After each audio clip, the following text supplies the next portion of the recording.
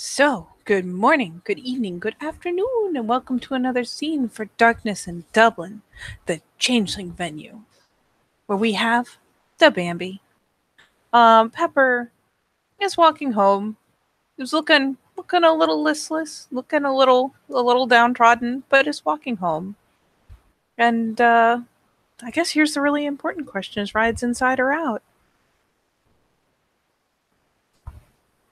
Probably you see him sitting.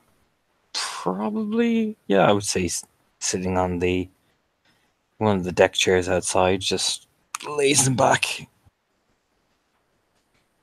Knowing in his heart that his army of ducks is all around him. Pretty much. And yeah, Bambi, the Pepper just is walking home. Probably from probably out from the freehold since it's the closest form of a trod.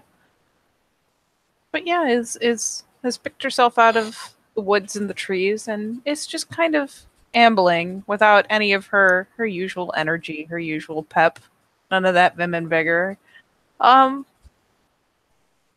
has her head kind of hung, has her arms up and close, and is just walking home. Glancing up, probably even looking faintly relieved to see rides outside. But Probably actually catch some chopping wood. Actually, to be honest, yeah, fuck it, be chopping wood. that works. But yeah, she just comes, makes a very slow beeline for him. Age her thunk of the actual line down and look over. Oh yeah.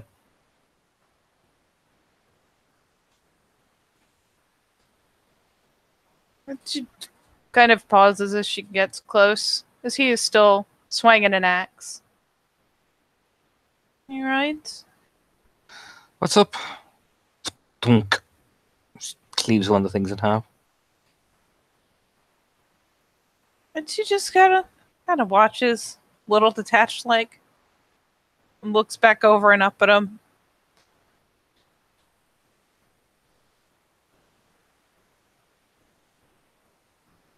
I think I need a hug. He'll put the axe down on one of the stumps, just thunk. You look over. Oh, what's wrong? And once the axe is put down and it is now safe to approach, she just walks kind of into him, practically thumps into his chest, buries her face. The arms just kind of reflexively come up and around him. Someone hurt you? The head shakes very slightly. Oh, Okay. Has someone tried to hurt you? no. I don't know. What's up? I I went to one of the quarantines.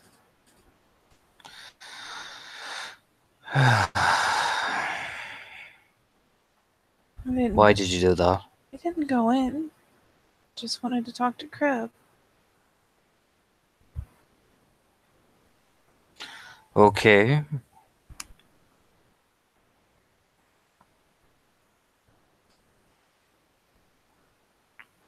And wanted to know what I could do.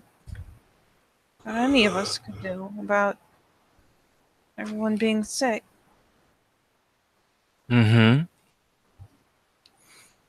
She just kind of heaves a helpless little shrug, and there's nothing. Told you that before, Bambi.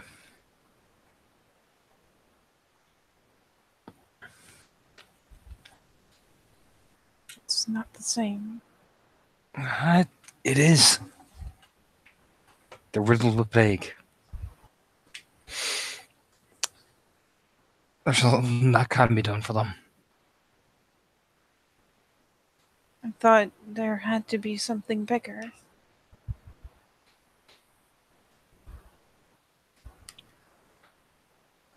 There had to be someone or some legend or some anything.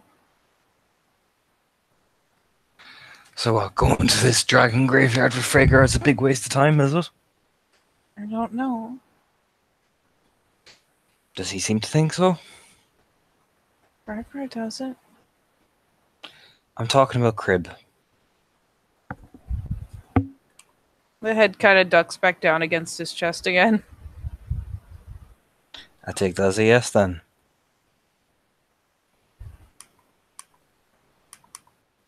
He thinks it all comes Looks- from the typhoid, but he says even when the typhoid's gone, it won't go away. It won't cure anything. And what conclusion has he come to with that?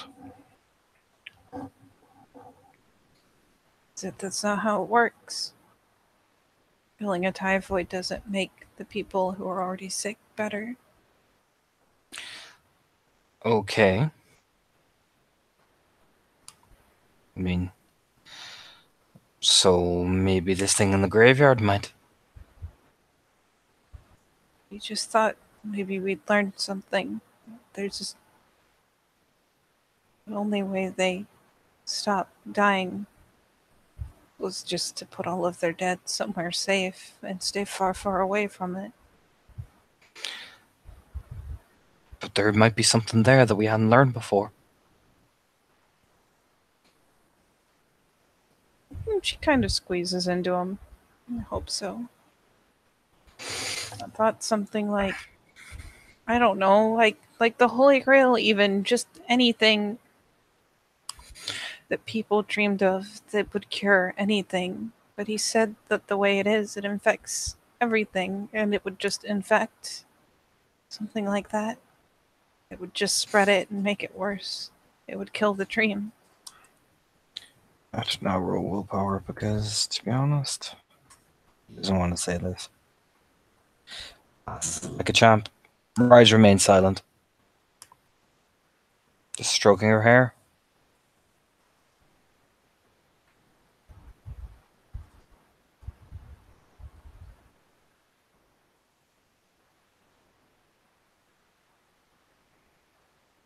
And the voice is getting weaker by the moment. It just hurts to think that there's nothing that anyone could do.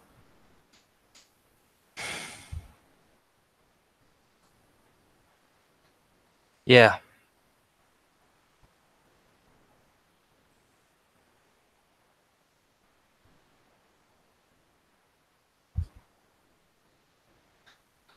We'll see what happens in the graveyard.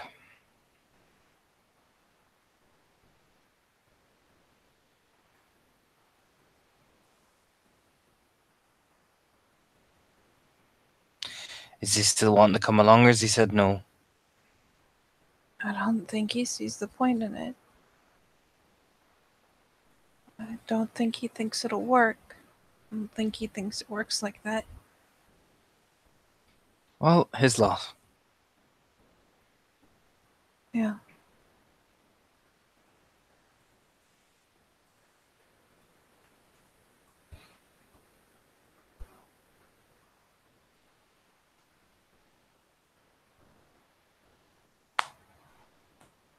Keeps just stroking her hair, not saying a goddamn thing.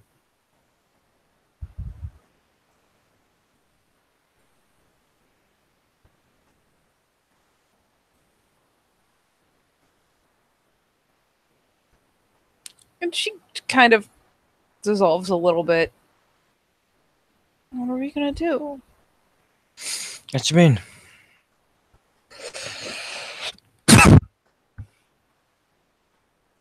Says he has an idea of something to try, but it doesn't even know it'll work. And What idea is that? says once he's better at pyretics, he's gonna try to purify all of them. Might work. Might not. I hope it does. I don't know what else to do. If we bring back something magic, he says they slowly lose their glamour. It just falls off as infected dross. And if they touched anything, it could just be infected too. And so there's not something I can go try to find. There's nobody who knows anything. Even the dragons just look sad when you talk about it.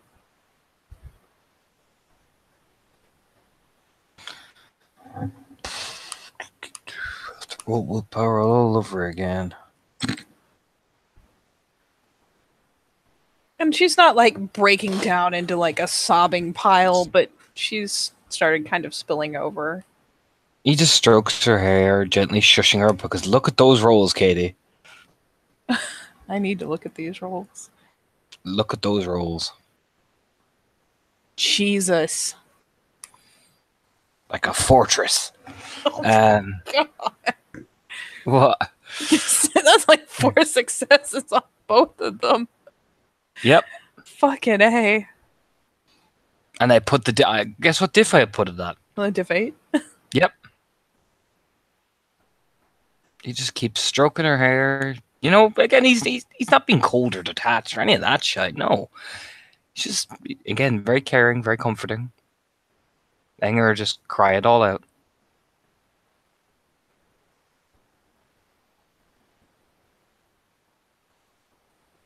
And yeah, she's just kind of babbling, honestly. Just kind of, I thought if I couldn't do something, someone could, or something could, and that's just how typhoids are, he says.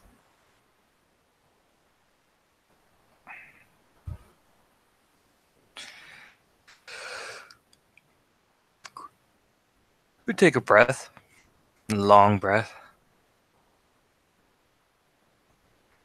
We'll figure it out. For now, we'll see what we can find in the graveyard, and we don't have to necessarily give it to the people straight away. We can bring it back and maybe use it for some analysis. Maybe there's something there that might help. It's a very quiet little nod. She seems almost desperate for the consolation, so she takes it immediately.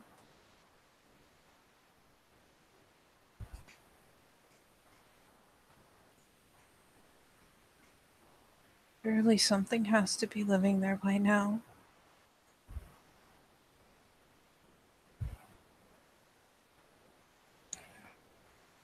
Yeah. You said the dragons look sad, did they? There's again, a very faint nod. That said, it's, and she kind of snuffles and rubs her face a bit, trying to put herself back together. I said, there's a forest around it. We would, recognize it. We'd see it that way. And that we would have to get through it to see the graveyard. See.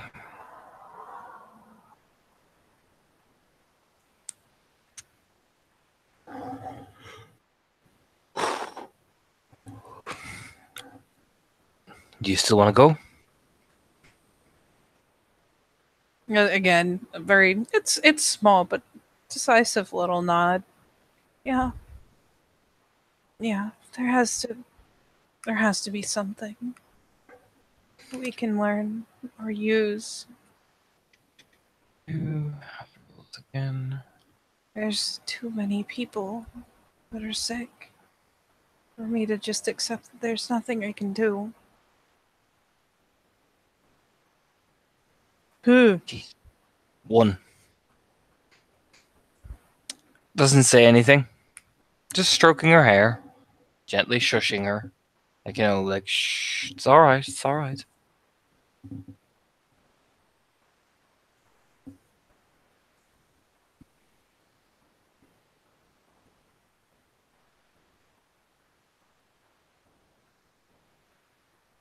He was so tired. I can imagine he will be.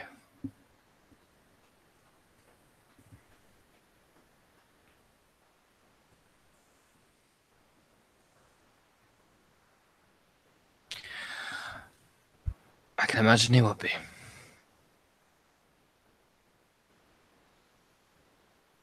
Can't even bring them things that would make them happy. Just rubs his beard and rubs her hair.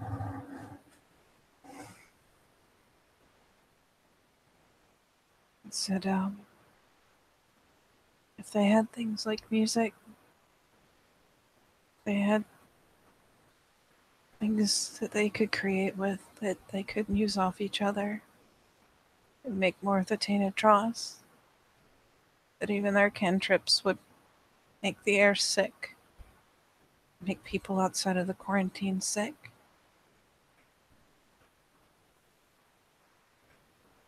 Yeah. Well, you know what, Bambi? Why don't you get some rest? Go get a shower. I'll be in a minute. Go have a lie down in the bed. It's been a long day.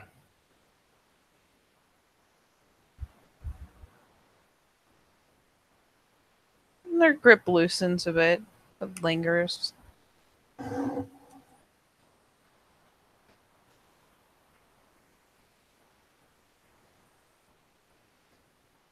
And there it is. So what does Bambi do then when the grip loosens? I mean, her grip just kind of loosens, but she seems very hesitant to go. She just kind of goes, I don't want to be by myself. Alright. I'll be here.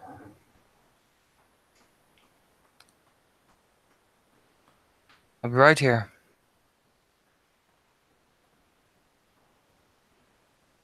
Although, Kind of glances up at him. I tried to tell you things don't work out like that plan, Bambi.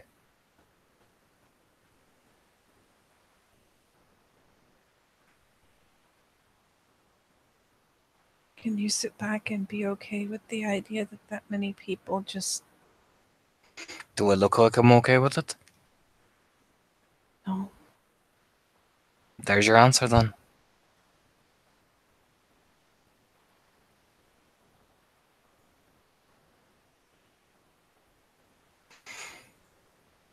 Sometimes the world is a very cruel place.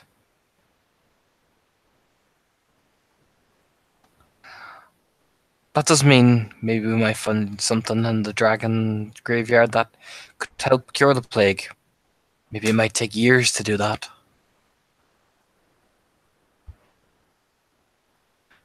Then they'd all be dead anyways. Yeah. We just do what the dragons did and put them all in the same place. Because if we don't do that, everyone else will die.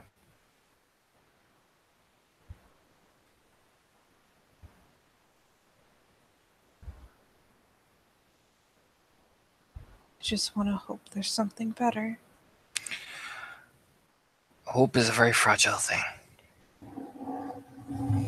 And sometimes you have to take hope out of the equation and employ reality every now and again.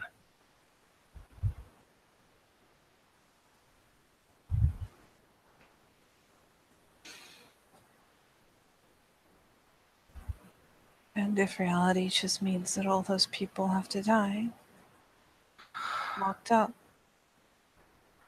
And sometimes the reality is very, very hard to face. Especially if after exhausted every option.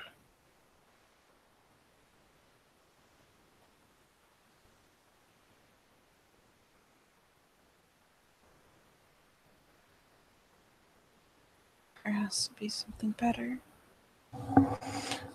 Maybe there will be. We'll see. Come on. Hefts her up. Which is good, because she was starting to look a little shaky, honestly. We're going to bed. We're going to switch on the TV. And we're not going to mention anything related to courts, fae, boggins, she, anything. A very small and compliant nod. You are taking the day off. Kicks open the door. Okay. You are now under orders to stay in the caravan at all times until I say. Until you say. I am invoke a right of this is my fucking caravan. She kind of. It's a weak grin, but it's there. I think you'll find that many in the noble court will agree. I'm glad you agree. Now, as he opens up the door and settles her down on the bed, there you go.